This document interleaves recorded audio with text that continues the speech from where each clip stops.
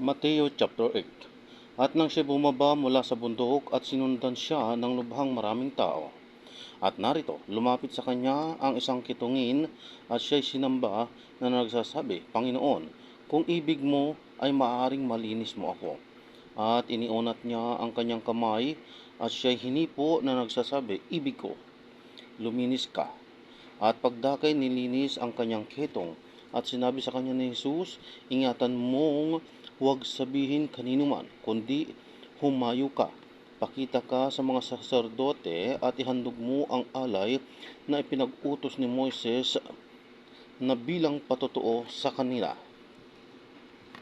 At pagpasok niya sa Capernaum ay lumapit sa kanya ang isang senturyon na sa kanya'y namanhik at nagsasabi, Panginoon, ang aking alila ay nararatay sa bahay, lumpo at lubhang nahihirapan. At sinabi niya sa kanya, paroroon ako at siya'y aking pagagalingin. At sumugot ang senturyon at sinabi, Panginoon, hindi ako karapat-dapat na ikaw ay pumasok sa ilalim ng aking bubungan. Datapwat, sabihin mo lamang ang salita at gagaling ang aking alila. Sapagkat ako rin naman ay taong nasa ilalim ng kapamahalaan na may nasasakupan akong mga kawal at sinasabi ko rito, yumaon ka. At siya'y yumayaon at sa isa halika at siya'y lumalapit. At sa aking alipin, gawin mo ito at kanyang ginagawa. At nang marinig ito ni Jesus, ay nagtaka siya at sinabi sa nagsisunod, katotohanan sinasabi ko sa inyo na kahit sa Israel man, ay hindi ako nakasumpong ng ganito kalaking pananampalataya. At sinabi ko sa iyo na marami ang magsisipanggaling sa silangan at sa kanluran at magsisiupong kasama ni Abraham at Isaac at ni Jacob sa kaharian ng langit. Datapwat, ang mga anak ng kaharian ay pawang itatapon sa kadiliman sa labas. Diyan na nga ang pagtangis at pangangalit ng mga ngipin. At sinabi ni Jesus sa senturyon, humayo ka at sa iyong lakad, at ayon sa iyong pagsampalataya ay gayon ang sa iyo'y mangyari. At gumaling ang kanyang alila sa oras ding yaon. At nang pumasok si Jesus sa bahay ni Pedro, ay nakita niya ang biyanang babae nito na nararatay dahil sa lagnat. At hinipo ang kanyang kamay at inibsan siya ng lagnat at siya'y nagbangon at naglingkod sa kanya.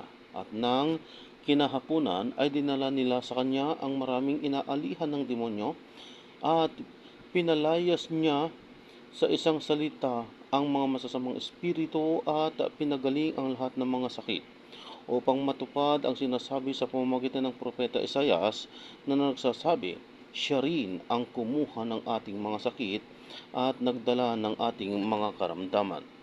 Nang makita nga ni Jesus ang lubhang maraming tao sa palibot niya, ay pinag-utos niyang tumawid sa kabilang ibayo at lumapit ang isang eskreba at sa kanya ay nagsabi, Guro, susunod ako sa iyo saan ka man pumaroon. At sinabi sa kanya ni Jesus, may mga lungga ang mga zora at may mga pugad ang mga ibon sa langit. Datapwat ang anak ng tao ay walang kahiligan ang kanyang ulo.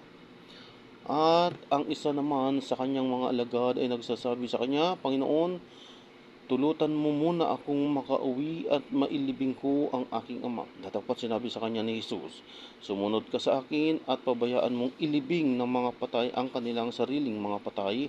At pagkalulan niya sa isang daong, ay sinundan siya ng kanyang mga alagad. At narito, bumangon ang isang malakas na bagyo sa dagat, na anupat inaapawan ang daong ng mga alon. Datapwat, siya'y natutulog. At nagsilapit sila sa kanya at ginising at siya'y ginising na sinasabi, Panginoon, iligtas mo kami ang mga mamatay. At sinabi niya sa kanila, bakit kayong nangatatakot o kayong kakaunti ang pananampalataya?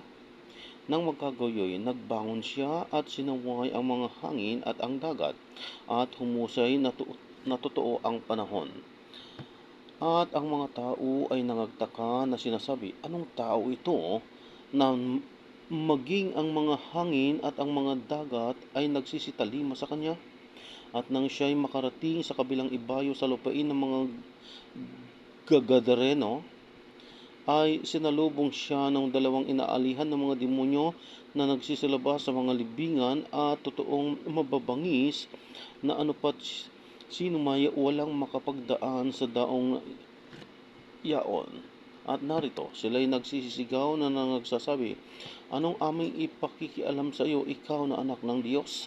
Naparito ka ba upang kami iyong pahirapan bago dumating ang kapanahunan?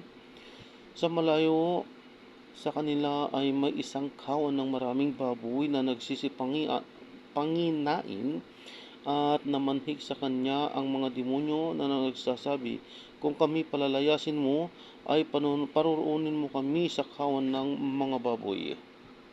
At sinabi niya sa kanila, magsiparoon kayo, at sila'y nagsilabas at nagsipasok sa mga baboy, at narito, ang buong kawan ng mga baboy ay nangagpadaluhong sa bangin hanggat sa dagat at nangamatay sa tubig.